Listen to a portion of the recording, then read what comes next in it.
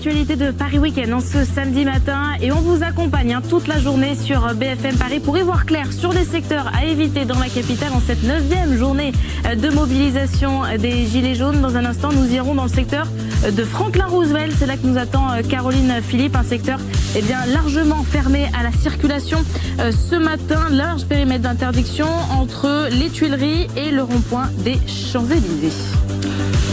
9e journée d'action pour les Gilets jaunes donc dans la capitale. Cette nouvelle interrogation sur les lieux où ils pourraient se retrouver. Évidemment, pour les commerçants, c'est compliqué d'arriver à comprendre ce qui va se passer tout au long de cette journée. Coup dur, à nouveau, en ce premier jour des soldes aujourd'hui. Oui, certes, ce premier week-end, certains d'entre eux, notamment dans le secteur des Champs-Élysées, vont rester fermés aujourd'hui par mesure de sécurité.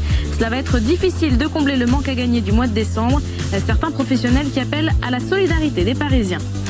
Et puis du sport également ce samedi, le PSG qui se déplace à Amiens aujourd'hui. Après leur élimination en Coupe de la Ligue, c'était ce mercredi, les hommes de Thomas Tuchel ont dû se remettre au travail pour ce samedi du côté d'Amiens. Ils sont reçus du côté du stade de la Licorne. On s'attend à recevoir une équipe un peu plus déterminée aujourd'hui. La météo ? Notre ciel aujourd'hui est bien gris, oui, et ça va persister tout au long de cette journée. Peu ou pas d'éclaircies au programme pour ce week-end. Éventuellement quelques pluies, quelques ondées sporadiques tout au long de cette matinée. Elles seront un peu plus régulières cet après-midi. Au moins les températures vont remonter, on ira jusqu'à 10 degrés aujourd'hui à Paris. Niveau circulation maintenant.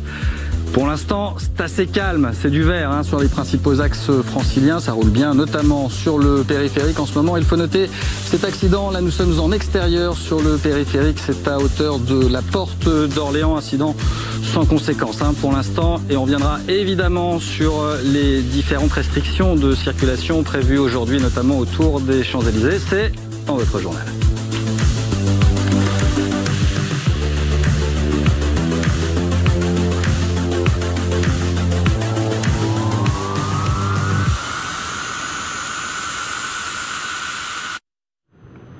Neuvième journée d'action donc dans la capitale pour les Gilets jaunes. Cette nouvelle interrogation aujourd'hui, où vont-ils se retrouver ? Oui, c'est toujours le jeu du chat et de la souris entre les Gilets jaunes et les forces de l'ordre. Caroline Philippe, on va vous retrouver dans le secteur de Franklin Roosevelt. C'est l'un des secteurs à éviter pour les Parisiens ce matin, car il pourrait être sur le passage de manifestants. Caroline, est-ce que le quartier est d'ores et déjà bouclé ? Eh bien oui, comme en témoigne cet impressionnant barrage que vous voyez, des barrières qui coupent l'avenue. Pour l'instant, la circulation est encore possible depuis l'Arc de Triomphe jusqu'ici au rond-point des Champs-Élysées, mais plus aucune voiture ne circule dans l'autre sens, donc sur l'autre moitié de la place jusqu'à la place de la Concorde. L'avenue est donc ce matin étrangement calme. Un barrage a été installé, comme je vous le disais, avec des dizaines de camions et de gendarmes qui contrôlent le passage et empêchent même les piétons de passer.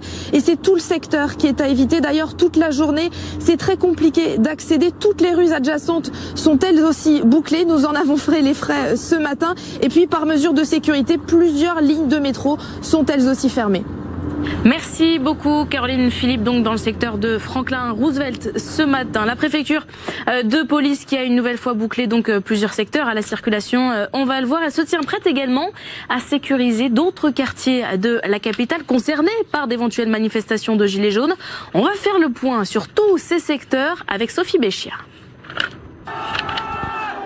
Pour ce 9e samedi de mobilisation, le gouvernement veut éviter de nouvelles attaques contre les symboles de la République. 2 lieux sont donc à éviter ce samedi. Les environs du palais présidentiel en rouge sur la carte où il est déjà impossible de circuler et de se rassembler. Et le haut des Champs-Élysées en bleu, susceptible d'être fermé également. Et puis l'ensemble du 7e arrondissement où se trouvent les ministères. La préfecture de police de Paris prévoit également des restrictions de circulation autour des lieux de rassemblement programmés.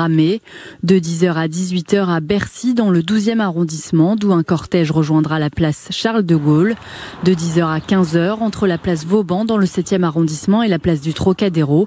De 13h à 20h30 entre la rue du Général Alain de Boissieu dans le 15e et Boulogne-Billancourt. Enfin, de 14h à 17h, un 4e rassemblement est prévu place de la République. Et donc de nombreux métros également, des stations de métro fermées par mesure de sécurité. On va vous les détailler avec vous, Loïc. La ligne 1 notamment qui est majoritairement concernée ce matin. La station Franklin Roosevelt également, Georges V, les Tuileries inaccessibles donc aujourd'hui à l'occasion de ces manifestations des Gilets jaunes. Évidemment, d'autres stations pourraient également être fermées dans le courant de cette matinée ou alors dans le courant de cette journée. Vous suivez bien évidemment l'évolution de la situation sur l'appli BFM Paris et avec nous ici dans Paris Week-end. Allez, on en vient aussi aux commerçants qui sont très inquiets en cette 9e journée de mobilisation qui intervient lors du premier week-end des soldes d'hiver. Les commerçants déjà durement touchés lors des semaines précédentes. Certains d'entre eux appellent donc à la solidarité des Parisiens pour qu'ils viennent consommer dans des magasins physiques plutôt que sur Internet. Reportage de Damagassa avec Maïmouna Barry. Vous voyez, regardez, il n'y a personne. On est les premiers jours de solde et il se passe absolument rien. Le magasin est vide. Les allées vides ne sont pas son seul souci. Ce samedi, premier week-end des soldes, il doit baisser le rideau comme tous les autres commerçants de l'avenue des Champs-Élysées sous ordre de la préfecture. Une fermeture qui impacte directement son chiffre d'affaires. Depuis le 24 novembre, plus aucun touriste sur Paris, en tous les cas sur l'avenue des Champs-Élysées. Donc nous avons une perte de plus de 40% de notre chiffre d'affaires due à cette perte de consommateurs. Alors, pour redonner des couleurs à ses revenus, après 9 samedis de fermeture consécutifs, il a décidé de réagir. Je fais un appel solennel aux citoyens de consommer dans les magasins physiques. Cela nous aiderait énormément, vu ce qu'on a vécu avec les Gilets jaunes. S'il pouvait y avoir un sursaut citoyen pour qu'ils viennent consommer dans les magasins physiques et qu'ils arrêtent de consommer sur les sites internet, cela serait un vrai soutien pour toutes les petites boutiques et tous les magasins de proximité. Les franciliens semblent sensibles à cet appel. Je comprends parce que c'est vrai que pour eux c'est compliqué. Je pense qu'il faut faire marcher les magasins de notre ville et pas ailleurs. Les commerçants des Champs-Élysées espèrent ainsi faire revenir leur clientèle. Depuis le début du mouvement des Gilets jaunes, certains vivent une catastrophe économique. Également, nous étions en ligne tout à l'heure avec Jean-Sébastien Veilleux qui nous explique que tous ces samedis à répétition de manifestations de Gilets jaunes commencent à peser sérieusement sur le chiffre d'affaires des commerçants parisiens. On l'écoute. De tous ces samedis depuis maintenant 1 mois et demi avec un peu d'inquiétude et cette inquiétude se vérifie parce que on a perdu tous beaucoup de chiffre d'affaires. Ce sont des mois qui sont extrêmement importants. Après, à nous de faire passer le message aussi que nous sommes là, nous sommes présents, nous sommes là pour accueillir nos clients et que il faut que nos clients ne cèdent pas non plus à une espèce de panique, mais qu'ils puissent aussi soutenir sans changer leur habitude de consommation et pouvoir venir en ville s'ils ont envie de venir en ville.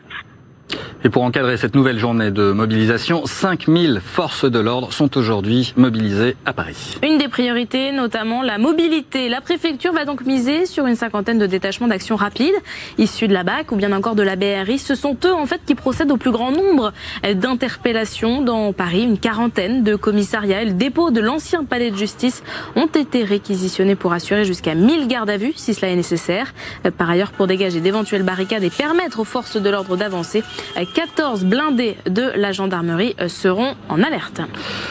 Autre conséquence de ce mouvement des Gilets jaunes qui dure depuis près de 2 mois maintenant, le tourisme repart à la baisse dans la capitale en ce moment. Les arrivées internationales à Paris ont connu une baisse comprise entre 5 et 10% pour le mois de décembre. Une situation qui ne va pas s'améliorer en janvier avec des réservations de vols internationaux en chute de près de 7%. Le secteur du tourisme qui ne veut pas pour autant se montrer défaitiste puisque l'amélioration pourrait intervenir rapidement. Sur janvier et février, cette décroissance ralentit, on va dire, et qu'à partir du mois de mars, on repart sur une croissance des arrivées aériennes internationales, des prévisions, et donc c'est pourquoi il est important aussi que la situation puisse revenir à la normale le plus vite possible. Et dans le reste de l'actualité francilienne, un chiffre énorme, 100 000 euros, c'est le montant du butin dérobé chez un particulier à Malakoff. Jeudi matin, 2 personnes qui se présentent comme des livreurs sonnent chez un homme qui leur ouvre donc sa porte. Les malfaiteurs à l'intérieur du domicile attachent leur victime avec un collier en plastique avant de s'emparer du coffre-fort qui contient de l'argent liquide et des bijoux avant de s'enfuir. La victime n'a pas été blessée. Une enquête évidemment est en cours. Allez, un mot de sport à présent tout de même, puisque le PSG se déplace cet après-midi à Amiens pour le compte de la 20e journée de Ligue 1. Les hommes de Thomas Tuchel qui doivent se ressaisir après leur élimination en Coupe de la Ligue. C'était mercredi cette semaine. Depuis, ils sont retournés à l'entraînement. Vous voyez ce reportage de Walid Benani. Un mal pour un bien. Thomas Tuchel veut relativiser sur l'élimination du Paris Saint-Germain en quart de finale de la Coupe de la Ligue mercredi. Le PSG s'arrête donc à 44 victoires d'affilée dans les coupes nationales. Un sentiment d'amertume planait donc au camp des loges.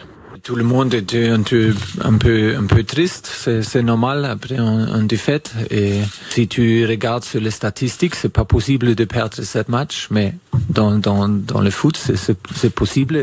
Les Parisiens se déplacent aujourd'hui à Amiens, un énième match tous les 3 jours, déjà le 27e de la saison, toute compétition confondue pour les coéquipiers de Neymar et Mbappé. Les hommes de Tuchel, qualifiés pour les 8e de finale de la Ligue des Champions, les 16e de la Coupe de France, et partis pour remporter une nouvelle Ligue 1, auraient tout de même le droit à l'erreur. Clairement, je pense que c'était une erreur de parcours qui devait arriver quoi qu'il arrive. C'est pas, faut pas en faire une montagne comme je veux entendre certains médias et quelques supporters. Faut pas s'affoler non plus. Garder tout son groupe sous pression, les Parisiens sont partis en mise au vert dès vendredi soir. J'ai vu leur coach qui disait qu'ils avaient cru que ça allait être un peu trop facile, ils avaient joué trop tranquille. Donc des équipes comme ça, 3 jours après, ça augmente encore le niveau de difficulté qu'on va devoir affronter. Vigilance côté PSG, la saison dernière, Amiens était l'une des rares équipes à avoir tenu en échec en Ligue 1 les champions de France en titre.